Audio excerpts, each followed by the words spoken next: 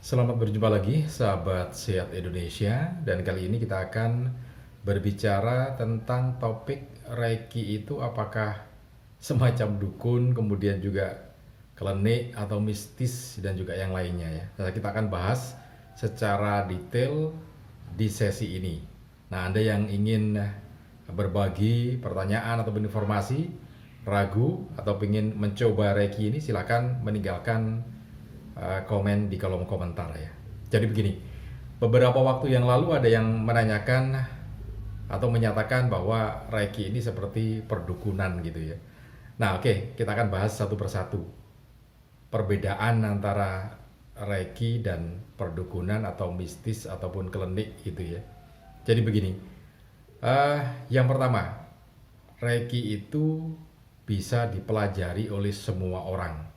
Jadi siapapun Anda, mulai dari usia yang sangat muda, remaja, kemudian dewasa, tua, bahkan sampai lanjut usia, bisa mempelajari dan mempraktekkan ini. Cukup pelatihan 1 jam saja, cukup pelatihan baik jarak dekat maupun jarak jauh 1 jam saja, Anda dijamin sudah bisa melakukan aktivitas Reiki ya, penyembuhan untuk diri sendiri maupun penyembuhan untuk orang lain. Nah, rentang waktunya yang 1 jam saja ini bisa membuat siapapun untuk mempelajari ini atau mempraktekkan ini gitu ya. Siapapun, dari usia paling muda sampai usia yang tua. Nah, perbedaannya kalau dengan dukun gitu ya. Nah, tidak semua orang bisa mempraktekkan ilmu perdukunan itu. Tidak semua orang bisa mempraktekkan. Kemudian belajarnya, kalau ingin belajar pun bisa lama.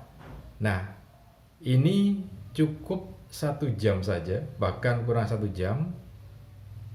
Pelajarannya atau latihannya pun bisa jarak jauh dan juga bisa jarak dekat. Nah, itu perbedaan yang utama. Jadi kalau Anda dukun itu tidak bisa dipelajari oleh semua orang ya, hanya orang tertentu, tirakat dan segala macamnya gitu ya. Nah, ini tidak perlu tirakat, cukup pelatihan, kemudian Anda merasakan, nah Anda akan bisa memiliki kemampuan Reiki untuk penyembuhan diri sendiri maupun untuk orang lain. Nah, itu dari sisi siapa yang bisa melakukan gitu ya. Kalau dukun, nggak semua orang bisa. Buktinya apa? Tidak banyak yang bisa menjalankan praktek perdukunan itu ya. Saya juga nggak tahu ilmunya seperti apa, tetapi berbeda dengan Reiki yang siapapun Anda yang ingin belajar saat ini, misalkan saat ini Anda mengetahui informasi ini kemudian menelpon melalui nomor WA ini atau meninggalkan kolom komentar ingin belajar, saya akan latih, saya akan ajak Anda belajar, dan setelah itu Anda bisa mempraktekkan. Clear gitu ya. Tidak pakai rahasia juga. Oke, itu yang pertama. Kemudian yang berikutnya, bahwa saat ini banyak sekali buku-buku tentang bagaimana mempelajari Reiki itu ya.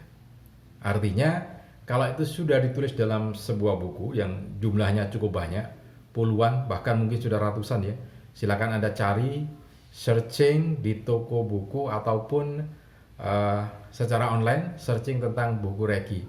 Maka di situ akan keluar begitu banyak informasi buku Reiki ya. Anda juga bisa mempelajarinya dari buku itu, tidak harus dari saya gitu ya. Dari buku itu Anda juga bisa mempelajarinya. Siapapun bisa.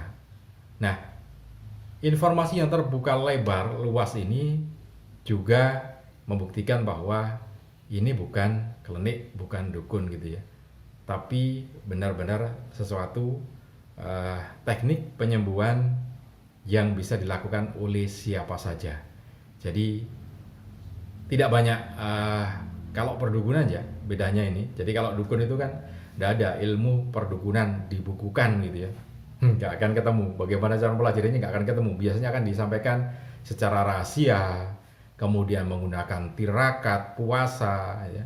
Nah, kalau di Reiki enggak, cukup Anda dilatih 1 kali pelatihan tingkat pemula, dilatih tidak sampai 1 jam, kemudian Anda berlatih rutin lagi, Anda sudah bisa mempraktekkan untuk diri sendiri dan juga untuk orang lain. Dan ini memang energinya hanya untuk penyembuhan ya, kesehatan.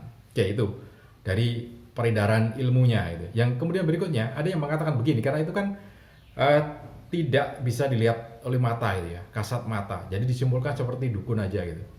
Menyalurkan energi jarak jauh gitu ataupun jarak dekat tidak kelihatan tapi bisa dirasakan gitu ya di badan tubuh kita. Nah, kemudian berdasarkan tidak kasat matanya itulah kemudian yang disebutkan jangan-jangan ini klinik mistis atau perdukunan gitu ya.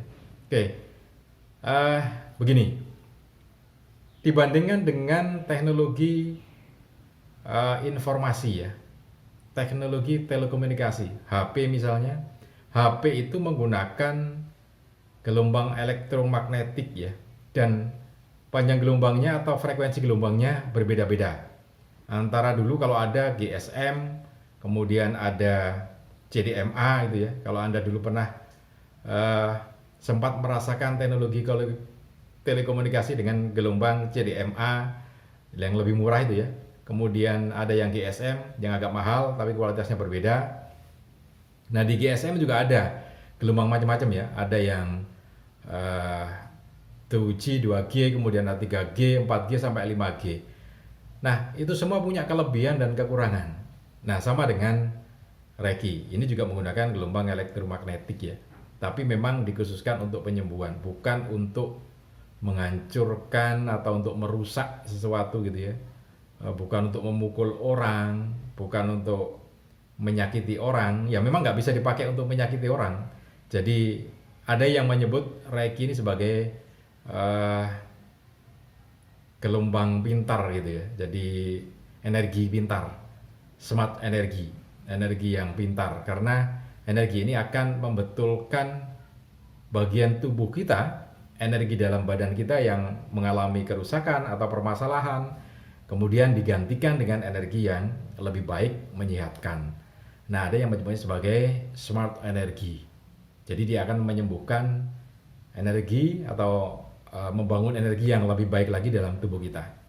Nah, itu beberapa catatan perbedaan antara Reiki dengan perdukunan segala macamnya. Nah, yang menarik lagi kalau dilihat dari sejarahnya, jadi sejarah Reiki itu memang tercatat dengan detail, dengan secara literatur bisa dicari dari siapa awalnya, itu dari siapa kemudian menyebar kemana.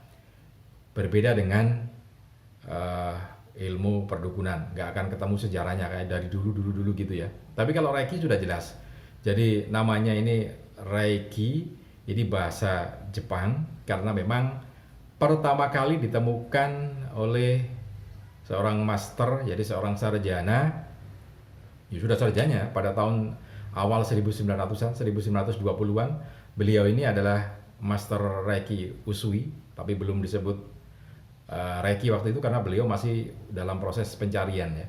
Jadi beliau adalah seorang sarjana, kemudian berada di salah satu kuil di Jepang, di salah satu pegunungan di Jepang, kemudian mempelajari kitab-kitab kuno yang ada di kuil waktu itu. Nah, kemudian diperdalam, dicari, nah akhirnya menemukan energi yang seperti sekarang ini disebut Reiki ini. Kemudian dari Jepang dibawa ke luar negeri, sampai sekarang ada di Eropa, kemudian juga di Amerika Serikat. Hampir di seluruh belahan dunia ada Reiki ini. Nah, sejarahnya jelas gitu ya, sejarahnya jelas. Jadi sangat jelas sekali sejarahnya, bisa diruntut sampai di awal penemuan energi Reiki ini.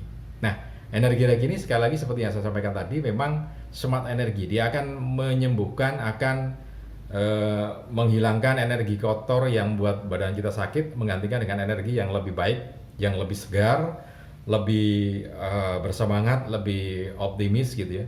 Sehingga memang digunakan untuk berbagai macam penyakit, baik penyakit dalam, internis, maupun penyakit luar, eksternal, maupun penyakit psikis ya. Jadi seperti insomnia, kemudian kecemasan yang berlebihan, ketakutan yang berlebihan, semuanya bisa digunakan dengan memanfaatkan energi Reiki ini untuk menyalurkan ke bagian tubuh. Dan caranya juga sangat mudah. Kalau Anda sudah menguasai ini dengan pelatihan, 1 kali pelatihan saja, kemudian bisa memanfaatkannya untuk penyembuhan diri sendiri dan juga orang lain. Nah, Anda yang ingin berlatih, silakan bisa menghubungi nomor WA yang tercantum di bawah ini ya untuk pelatihan jarak jauhnya. Salam dan sehat selalu.